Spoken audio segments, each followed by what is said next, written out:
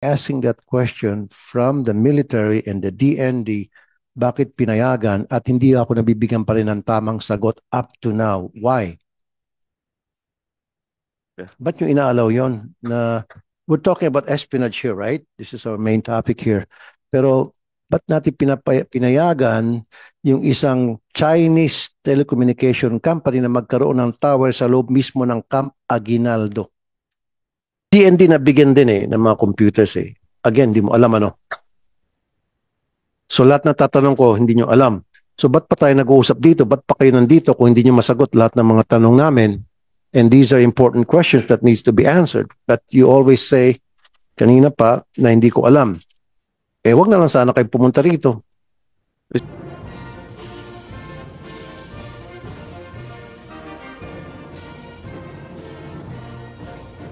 Senator Rafi, you have the floor.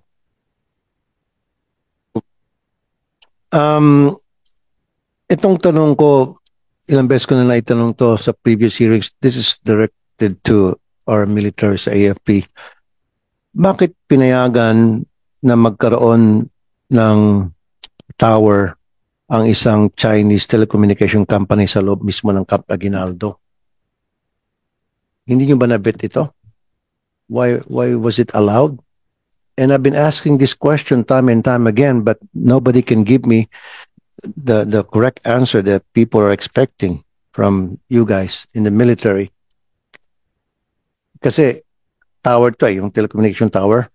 Sa loob mismo ng Camp Aguinaldo, pwedeng yun ay nakaka-receive ng signal from the military kung ano yung mga pinag-usapan doon, ano mga activities, pwede mag-eavesdrop or something to that effect. Any other activities kayang ma-monitor nila through the signal sa loob ng Camp Aguinaldo. So why was it allowed? Mr. Chair, Your Honor, good morning. Your Honor, I do not have personal knowledge as to the tower po, but maybe we can provide you a detailed explanation, if any. We'll just consult with those offices actually handling the subject. Pero ASEC Lawrence, last year and the year before that, I've been asking that question from the military and the DND, bakit pinayagan at hindi ako nabibigyan pa rin ng tamang sagot up to now? Why? Yeah. Ba't nyo inaalaw yon na we're talking about espionage here, right? This is our main topic here. Pero ba't natin pinayagan yung isang Chinese telecommunication company na magkaroon ng tower sa loob mismo ng Camp Aguinaldo? Mr. Chair, I'm not privy to the construction of a tower within Camp Aguinaldo. Hindi mo alam? DND ka sa loob mismo ng Camp Aguinaldo? I do not have personal knowledge po, Mr. Chair, but if you can allow us like a few days to come up with a detailed explanation and we can present it personally. So next year ulit, sa pag-hearing natin next year, I'm gonna ask the same question and then you guys or anybody from the military will say, or DND na, I'll get back to you. Ganun ba palaging sagot? Kasi yun ang sinagot niyo sa akin noon eh. Ngayon, same answer na naman. We'll come up with a detailed explanation before the week ends, Mr. Chair. Okay. Before the week ends. Sana makabigay kayo ng magandang kasagutan kung bakit inalaw yon in the first place. And then pangalawa, kung iniisip natin na pwedeng gamitin ng China yon para mag-spy sa atin, ba't hindi natin patanggalin na lang yon? Well noted. Pwede naman sila magpwesto sa ibang lugar, ba't sa loob mismo ng kampo militar? Well noted po yung concern nyo, Mr. Chair, Your Honor, and we'll include it in our detailed explanation, which we hope to submit before the weekends, Mr. Chair. Okay. And this one is directed to the immigration, maybe? NBI? Wala. NBI. Kasi isa sa mga wino-worry natin, paano nakapasok itong mga Chinese spies at paano nakapasok yung mga equipment nila, spying equipments. Binabantayan niyo ba yung tinatawag na chartered planes, yung mga private planes na pumapasok sa bansa? Kasi I know for a fact, in fact, I've been saying this all along many times already, na wala silang processing center. Unlike sa mga regular commercial passengers na dadaan ka sa immigration, pipila ka, maraming katanungan and all, pati yung bagahe mo dadaan sa x-ray bago pumunta sa carousel, kukunin mo. Pero pag sumakay ka ng private plane o chartered plane, iba-bypass mo lahat yun. Hindi ka, ang mismong taga-customs and immigration pupunta mismo sa loob ng aeroplano mo or doon sa hangar para doon ka i-process yung dokumento mo and then wala na inspection sa mga gamit. Ito ba yung namomonitor nyo? NBI, sir? Thank you, good Senator. Mr. Chair, with the indulgence of the good Senator, I cannot competently answer on that as that is not within the mandate of the NBI. However, we try to do backtracking once there is already an arrest, and it's only while it's already late in the day, medyo huli na, that's the only time we would know na medyo may lapses.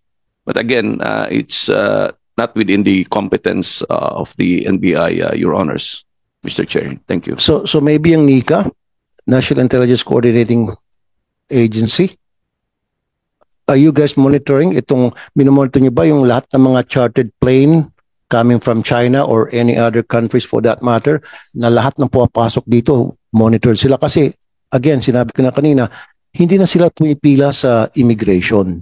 Yung immigration mismo, punta sa kanila, daladalang cellphone para i-check doon sa center kung valid ba itong passport, and then ganun na, wala na interview, nothing. And then yung mga gamit nila, hindi na inspection. Pwede sila magdala ng granada, pwede sila magdala ng M203. I'm just being sarcastic because nobody inspects their luggage. I know that for a fact. Diba? Dapat ito yung mga minomonitor nyo. I've been saying this all along.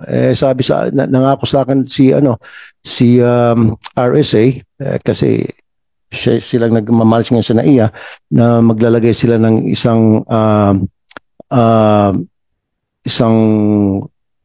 building doon na para ipoprocess nga ito mga passengers from chartered plane. Pero up to now, it is not being done. So if it is being done for whatever reason, siguro dyan papasok yung NICA, Immigration, NBI, i-monitor nyo lahat ng pumapasok ng mga foreign nationals using chartered plane because dyan pwede makalusot yung mga spy, pwede sila magdala ng mga gadget nila, what have you. It's easy na may pasok yun. Good morning, Your Honors and Mr. Chair. If I may respond po.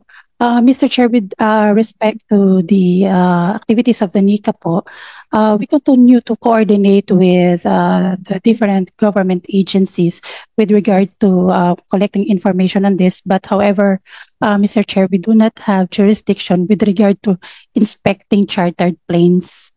So, ang ginagawa lang po namin is to coordinate with whoever is in charge of the inspection, and from then, Mr. Chair, we will gather more information po.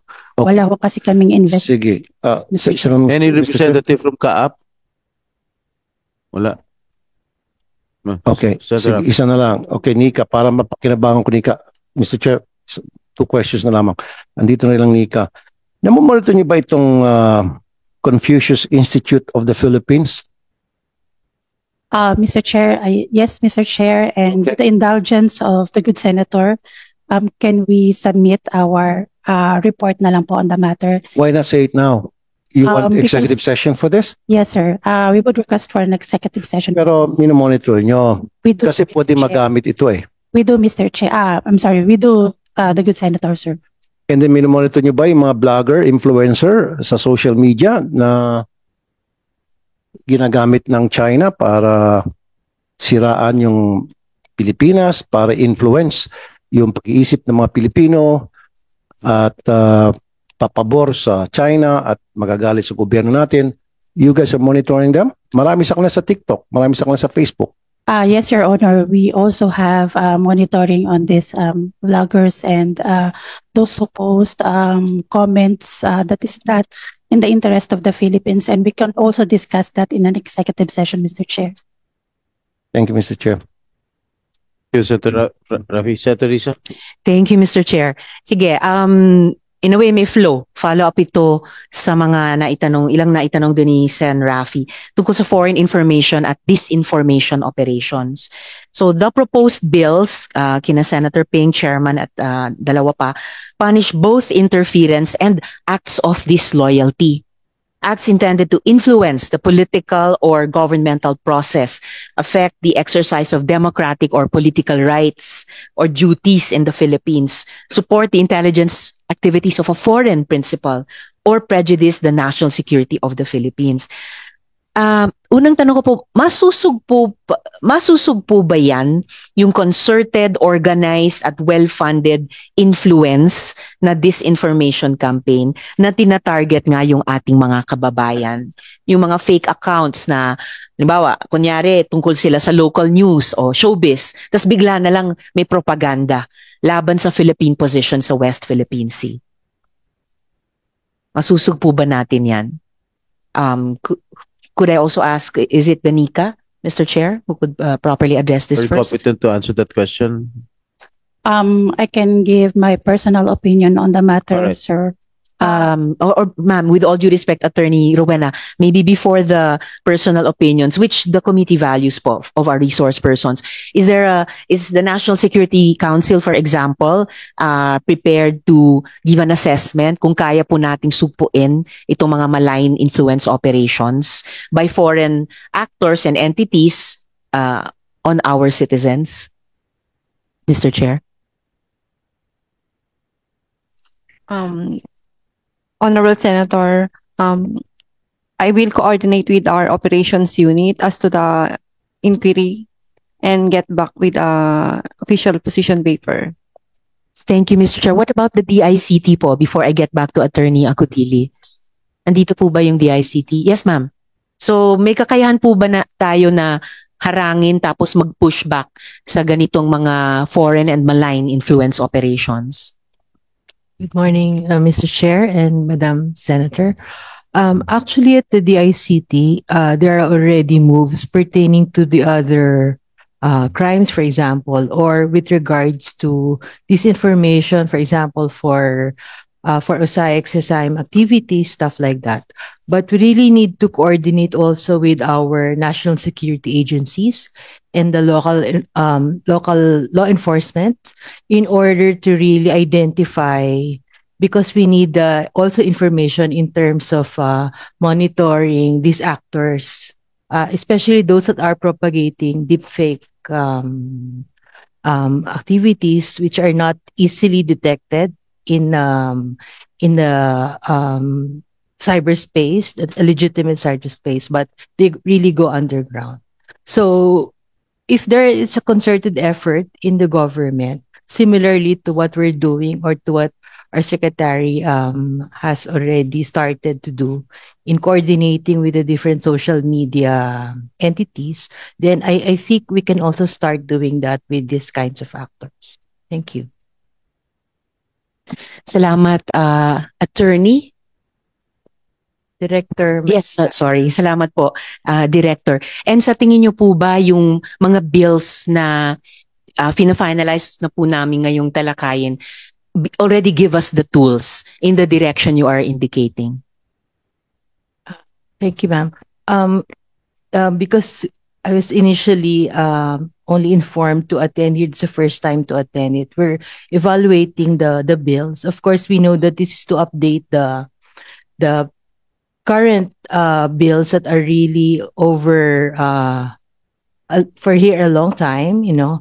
But then we really need to also incorporate some, for example, technologies that are not present in the old bill, because you know there are also things like, for example, cybersecurity tools that they are using in terms of espionage, wherein they can just, you know, if it's a malicious actor, they can just operate maybe computer systems or something. So these are the forms of espionage really that we are dealing with. Aside from national security, of course, the technical industrial espionage is also prevalent in terms of this, because right now there are certain countries there's a blur line with regards to negative economic activities in order to gain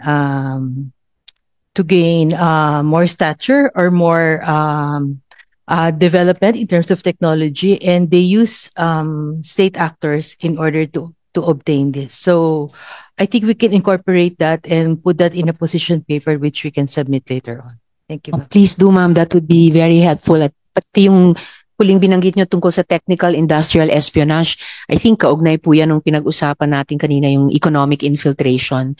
So we would appreciate it very much receiving it in the committee through our chair. And last but not the least for this question, Mr. Chair, yung pong input ni Attorney Rowena ng NICA, please. Thank you, Madam Senator. I do believe, Madam Senator, that just like in any other unlawful acts, with these bills in place or with these measures in place, we may not totally eradicate or hindi po natin totally masusugpo yung mga activities like misinformation, proliferation of misinformation, but the presence of these measures alone can help us prevent or curtail these activities from being conducted by the elements of or those who have threat actors rather, Madam Senator. So ibig niyo pong sabihin, as the committee has intended since the 19th Congress pa, pwedeng maging deterrent talaga? Yes, Madam Senator.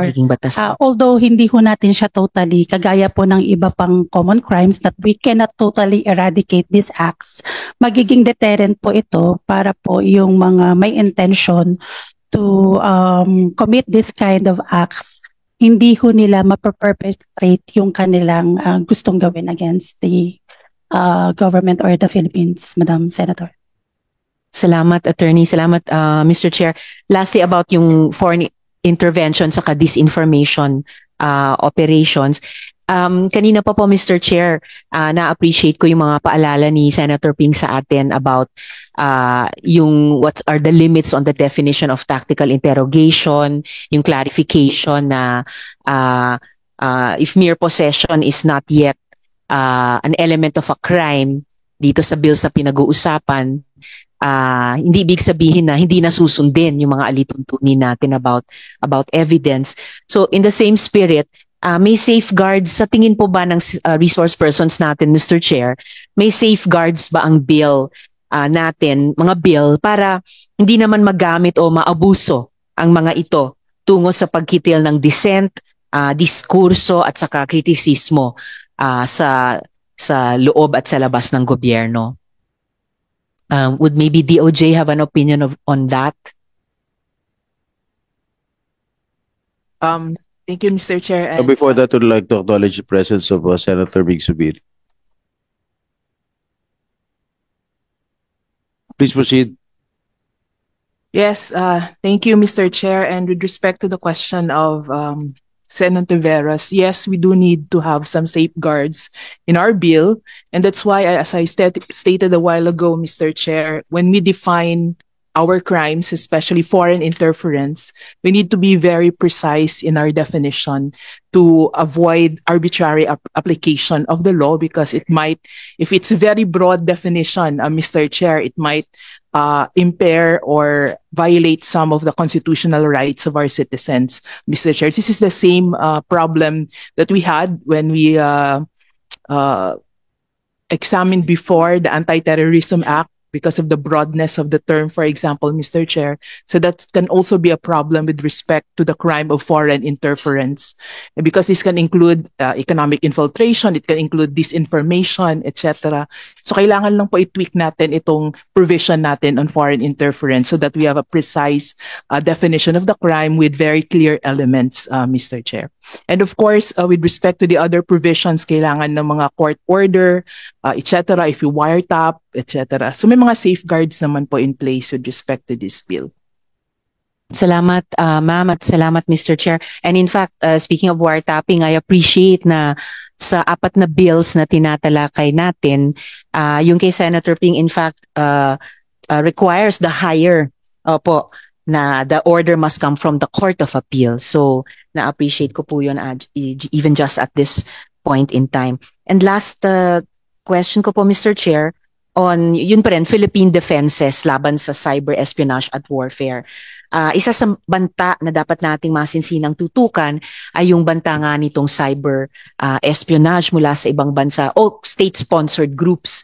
Gaya ng nakita natin sa ibang bansa, cyber espionage is no longer about intel gathering. It can cause real, or no longer only about intel gathering, it can cause real-world harm. Yan pong nangyari sa Russian cyber attacks sa Ukrainian power grid. And this is one area where we cannot be complacent, especially since we Filipinos are among the biggest internet users in the world. So, baka siguro both ito sa DICT at saka sa ating defense establishment, are we currently devoting sufficient resources to cyber defense? Mismong North Korea nga, na isa sa pinakamahirap na bansa sa mundo, may formidable cyber warfare unit. So tayo po ba, may sapat din po bang resources para magbantay laban sa cyber espionage? Maybe Mr. Chair, DICT would like to address this first. Thank you, Madam Senator.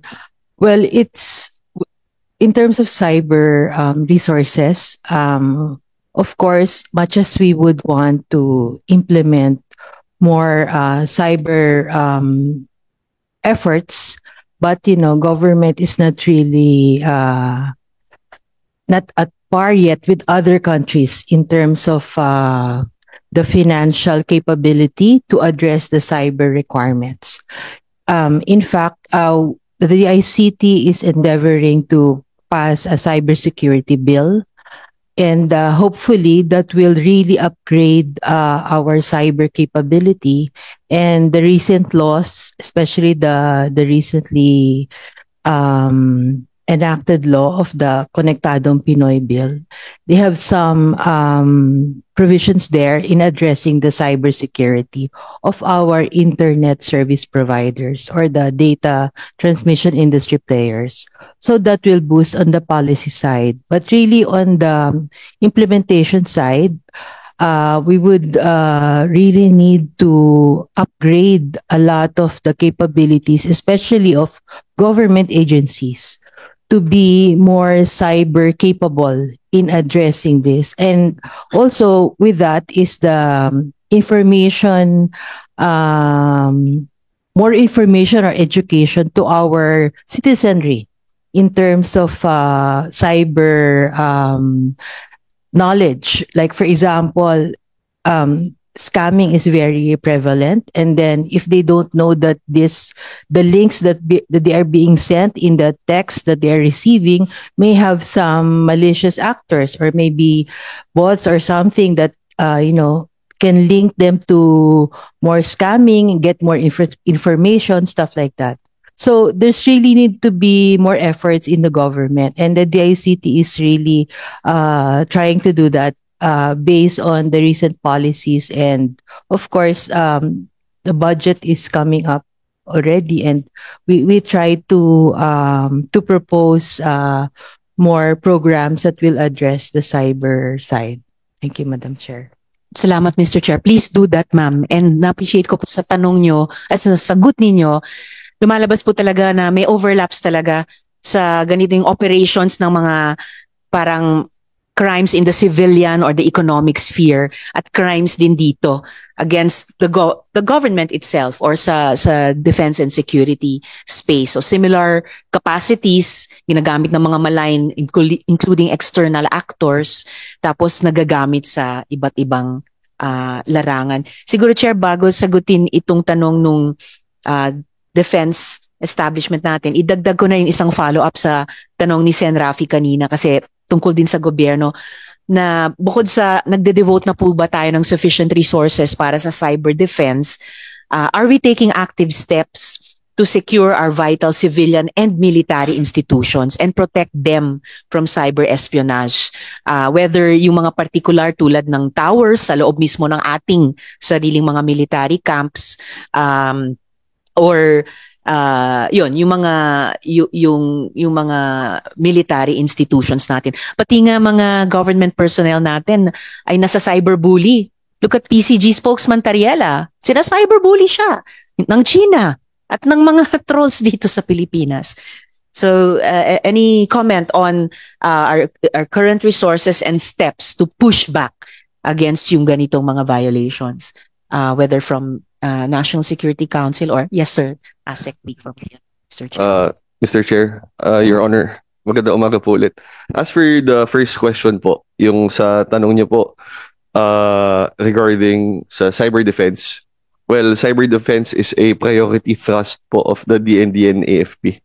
And in fact po, in coming up with the re-horizoning, isa po sa mga tinignan po natin is kung paano po pa natin papaitingin ang ating cyber defense capabilities po. Ito yung Horizon 3 ng AFP modernization program, which is well supported here in the Senate. Yes, which we would like to thank the Honorable Senate po for constantly supporting this endeavor. Then, yeah. Mr. Chair? Yeah, before that, si Senator Senator Rafi? Yes, Mr. Chair. Mr. Chair, maybe this question is for NICA, or meron ba tayong Intelligence Service of the Armed Forces of the Philippines or ISAF? You're from the ISAF, good. Yung mga nabibigyan ng immigration ng 9G visa ng mga Chinese nationals to work here in the Philippines, say mga Chinese teachers, how do you monitor these people?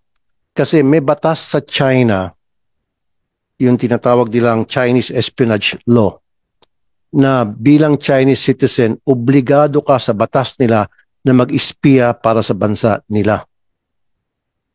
Now, marami mga Chinese nationals na nabigyan ng 9G visa to work here, say sa mga school. Example lang sa Xavier, that's a Chinese school. Imbis na West Philippine Sea ang tatawagin doon sa tinatawag na West Philippine Sea, tinuturuan yung mga estudyante na tawagin nyo ng South China Sea. Inobligay mga bata na matuto mag-Mandarin.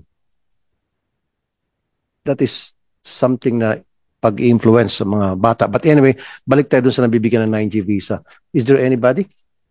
Minumonitor nyo ba yun, sir? Sir, General Pascual from the office of J2.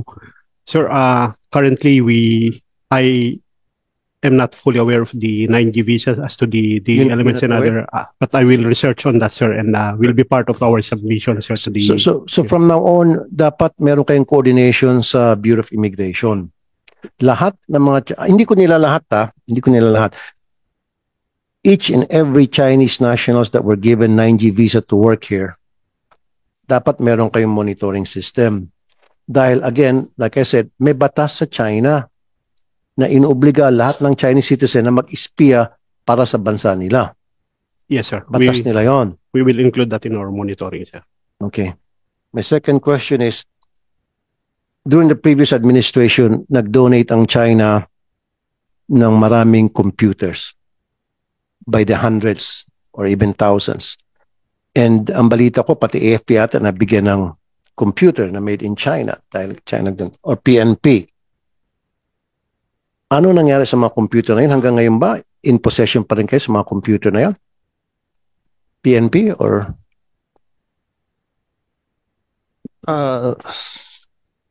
Good morning, Mr. Chair, and to the honorable senators. For the PNP, sir, I'm not yet privy for the computers that was... Mr. Chairman, may I just ask a procedural with the permission of Senator Rafi Tulfo? It's sort of like a point of order. Good. Kasi I noticed, Mr. Chairman, on many of our hearings, hindi nag-attend yung heads of the departments. So many of these people cannot speak for their bosses. Exactly. Yes, these are all representatives, Mr. Chairman. Maybe you should have another hearing and send the heads of the department a show cause order where they should not be subpoenaed. Because how much do they want this bill, Mr. Chairman? Kasi puro alipores lang eh. Sana lahat yung mga those invited, they should have, we should have invited, where's the COMSEC? Should have invited the heads of the government because this is a very critical issue. With due respect to all of them, I know these guys are capable people, but this is a very important bill. We're talking about anti-intelligence gathering of different nationalities here in the Philippines.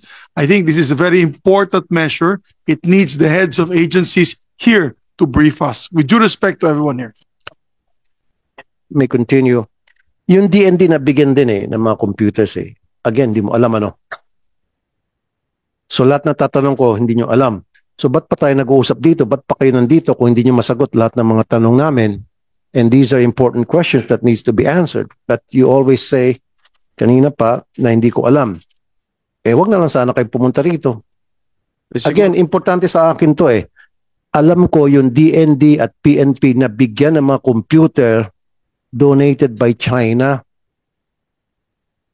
Several hundreds. Now, gusto ko lang malaman anong status ng mga computer na yon.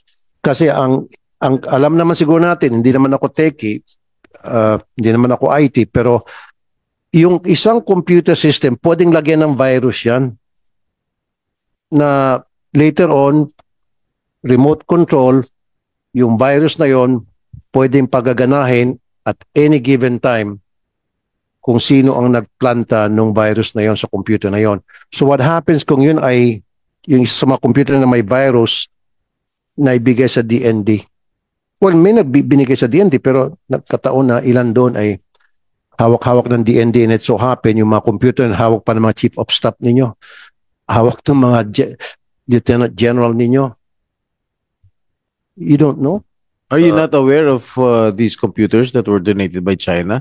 Mr. Chair, Your Honor, I have no personal knowledge as to, I think it falls within the privy. Siguro po, administrative service po namin yung makakasagot. No. DND also accepted Mr. donation Chairman, from them. when I was Senate President, we had a briefing with the intelligence communities on this. It was admitted by then SILG, at that time, not Remulla, I think it was Abalos, that there were, and the PNP chief at that time, that there was several hundreds, tama po si Senator Raffy, na donate sa PNP and the DILG. Kaya sinabi nga namin kay Presidente, dapat iparicol yung palitan. So he directed at that time, the ICT Secretary, Ivan Uy, to do so. So I do not know the status now, Mr. Chairman. Thank you to Senator Tulfo for bringing this up. Not only the PNP or DILG, also sa DND, nakapag-donate by the hundreds. Yung nga sabi ko, eh kung yung computer na galing sa China na may virus yon controlled by China, eh napunta sa mga general ninyo na may sensitibong posisyon, yari tayo.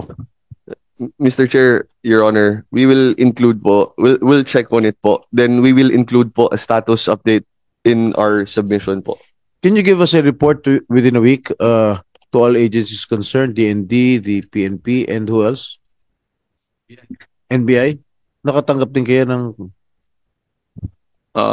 Mr. Chair, as far as I know, wala kami. Although, most if not all of our computers are made in China, but these are not donated by China. Made in China, yung Dell and HP, Your Honors. Thank you, Director Lavin. Yeah, isa pa yon, made in China. So, paano malaman na yung made in China ng mga computer na binili ninyo at alam ng China na kayo ang bumili sa NBI na yun po ay malagyan ng virus na later on nagamit nila para mag-espiya sa NBI? To respond, Mr. Chair, we rely on the manufacturer, yung Dell and HP.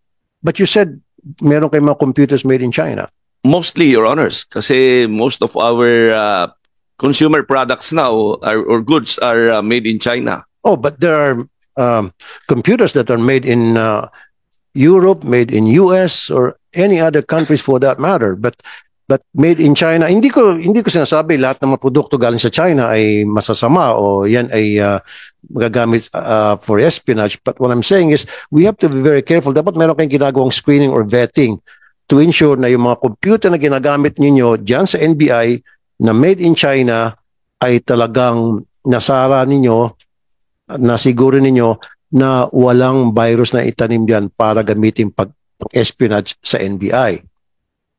Thank you, Mr. Chair. We will double check on that. But our procurement process is through our bidding. Ang budget namin kinukuha yung binigay nyo sa amin sa GAA. Okay lang po sana kung sa mga ibang agency na gumamit sila made in China computers for all I care. Kahit na pati mga ilaw, pati air condition made in China, no problem with me. Pero para sa mga agencies tulad ng NBI, NICA, AFP, PNP, PCG, siguro iwasan muna natin gumamit ng mga computers. No, really, seriously, na made in China. Pero any other products, pwede naman siguro. Bumili kayo ng silya na made in China, bili kayo ng aircon made in China, TV made in China, okay lang. Baski TV nga, delikado eh. Pwede kasing lagyan ng monitoring din yung television ngayon. High-tech na. So, ibig sabihin nito, Mr. Chair, lahat ng mga computer system natin sa gobyerno, especially tulad sabi ko na merong intelligence agency concerned like NBI, we have to screen those computers to make sure na walang planted na virus sa computer na yon. Kasi halimbawa, katulad niyo, sabi niyo, Director Lavin, di ba, halos lahat ng computer niyo galing sa China at alam ng China yon, monitored nila yon, NBI, parokyano natin sa mga computer to. At pwedeng tanman nyo ng virus para ma-monitor yung mga activities niyo, kung ano mga pinagsasabi niyo doon sa computer niyo, pag-communication niyo sa NBI, sa pool na agad kayo. So dapat na-screen niyo po yon. Do you do that kind of screening? Wala, sir. As of now, I'm not aware na ginagawa ng NBI yan. This is too far from yung security awareness. But with a reminder, we will take that up with our technical experts. Also, not only on the procurement, but also on the disposal, Your Honor, if I may suggest. Kasi at the FBI, where Senator Bato here is a graduate also of the FBI National Academy, yung disposal ng kanilang copying machines ay distraction. At kasi they believe na pati yung computers, kasi they believe na meron itong capability to retain yung computer data. May storage ito. So distraction ang sa kanila. So we will take that up. As a matter of fact, what is allowed now is nagre-rent ang government offices doon sa mga parang reproduction companies to provide them the services. I think we should look at this in line with the thought of the good Senator Rapi. Thank you, Your Honors, Mr. Chair. Salamat, Mr. Chair. Maybe the NICA can advise all government agencies na sa law enforcement, especially sa intelligence, siguro kayo rin kasama sa trabaho niyo yun, na screen siguro properly lahat ng mga computer system na ginagamit. Tulad sa NBI, puro China, made in China pala mga computers nila. Hindi nga donated, pero binili nila made in China. At alam ng China na yun ay galing sa kanila at alam ng China na ang parokyano pala nila, NBI. So sa susunod ng procurement yun, bili kayo ng mga bagong computer, pwede nang kargahan yun. Katakot-takot na virus para ma-spian kayo, di ba, sir? So yun lang po ang advice ko. And Nika? Thank you, sir. On the part po of Nika, sir, very strict po kami in terms of procuring computers, and we have a dedicated unit po that conducts screening of the computers, and regular po ang check-up nila dyan kasi we are very much aware na marami pong cyber attacks ngayon. And this is also in compliance po with the recently issued executive order 54 that mandates NICA to create a directorate for cyber. And kung hindi ho ako nagkakamali, yung cyber namin is in coordination with different government agencies para po sa close monitoring of this how these cyber attacks are being conducted. And that includes po yung mga screening po ng computers, both sa software and hardware po. Okay, last na naman, Mr. Chair. Last na, ang apat palang tanong ko eh. Okay, yung Israel's Ministry of Defense nakapag-flag down ng electric car made in China na nagagamit pang espionage. Are any of you aware of that? So marami tayong electric car, electric vehicles. Hindi ko sinasabi na magkaroon tayong xenophobia dito, against China, especially running na tayo sa mga made in China products. But I'm just trying to open up awareness para sa ating mga taga-gobyerno, because sino ba naman ang palaging pinag-uusapan pag West Philippine Sea ang paksa, di China. Diba? Meron ba makasagot noon? And then, wala. Yung mga electric vehicle, NBI siguro can answer. And then one follow-up question, and then I've got to go. Your Honors, Mr. Chair, if I may just share one of our operations. Ito yung tinatawag nila na autonomous unmanned vehicle. Ito yung unang sinasabi nila na nagmo-monitor lang sila ng traffic, yung road size, yung situation. But we believe na dito patungo yon, at they may be spying on our itong ating traffic environment, kung saan pwedeng gamitin ito. We believe na may kinalaman dito yon. But again, ang sa amin dito is yung sa espionage and in relation to cybercrime. Thank you, Mr. Chair. Okay, ito na lang, Mr. Chair. Ba't hindi tayo magbuo ng isang task force against foreign interference? Like National Task Force Against Foreign Interference, meron to sa ibang bansa eh. But wala ba tayong ganito, Nika, na parang combined, nandyan yung NBI, PNP, nandyan yung AFP, and Nika, and with one goal, which is bantayan yung mga ginagawang interference ng mga foreign entities dito sa Pilipinas. Do we have that kind of task force? At present, sir, we do not have a task force dedicated to monitoring foreign interference.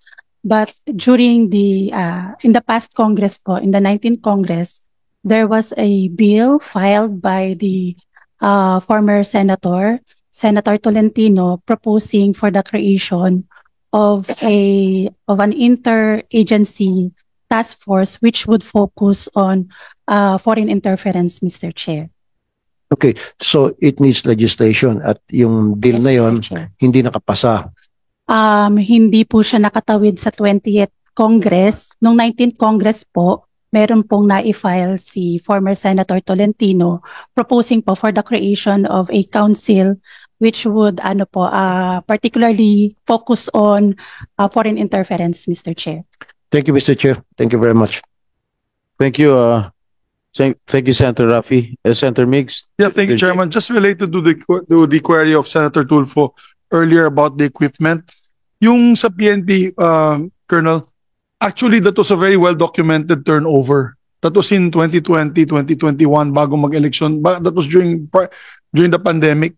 Yung Chinese ambassador pa was there. Baka naka-assign sa ibang probinsya po si Colonel, di natin alam. Pero alam ng mga bosses niya yan kasi malaking turnover yun. The Chinese ambassador was there. It was a photo op in their multi-purpose building in the PNP.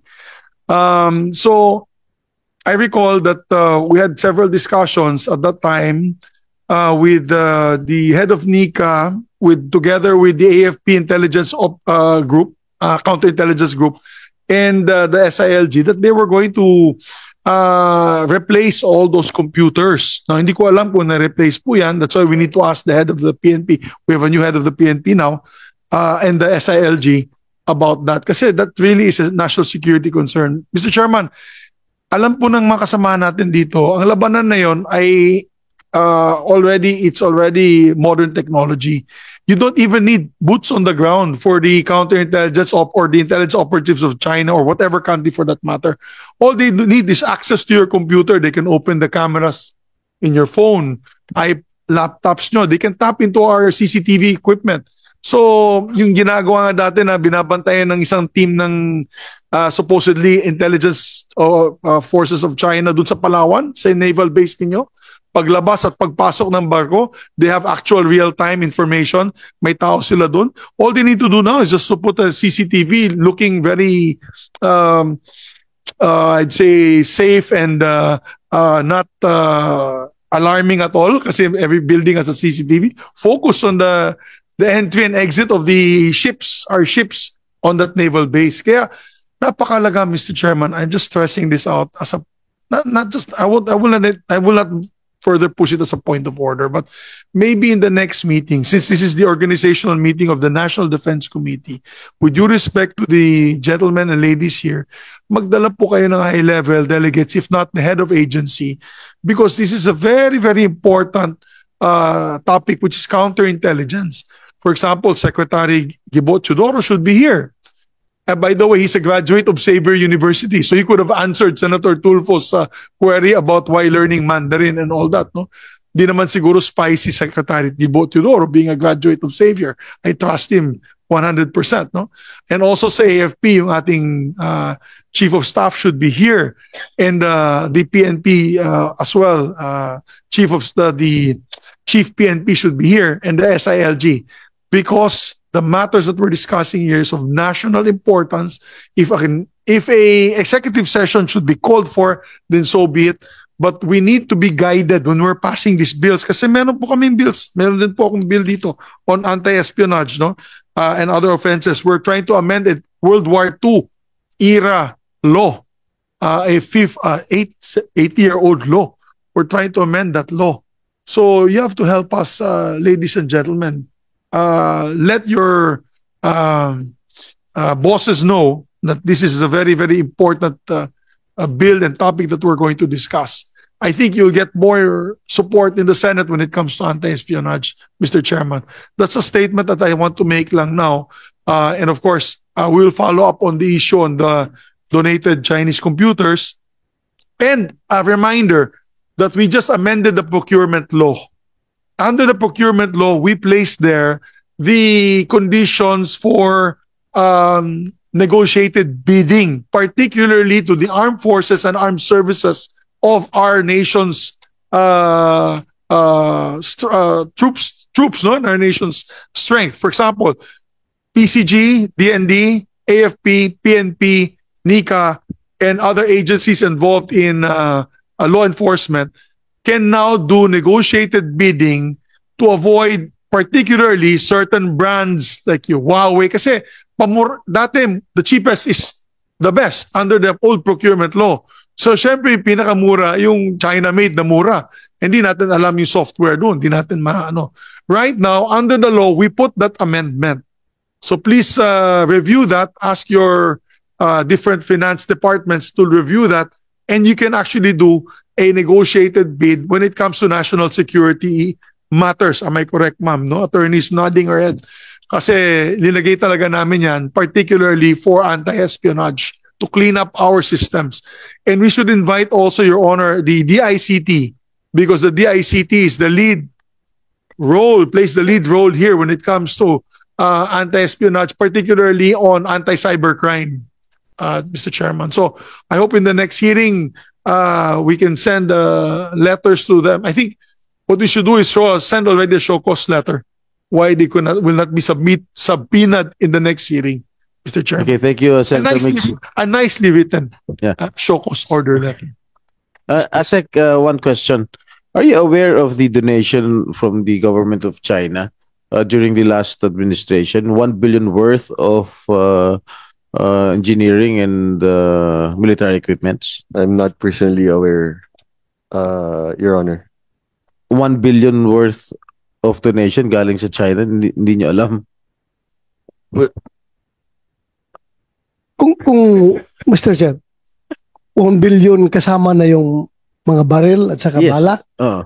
Because during my time, nakatanggap ako ng mga bala at saka baril to the from China. Department of National Defense. Wala, hindi yung PNP. Hindi nyo alam.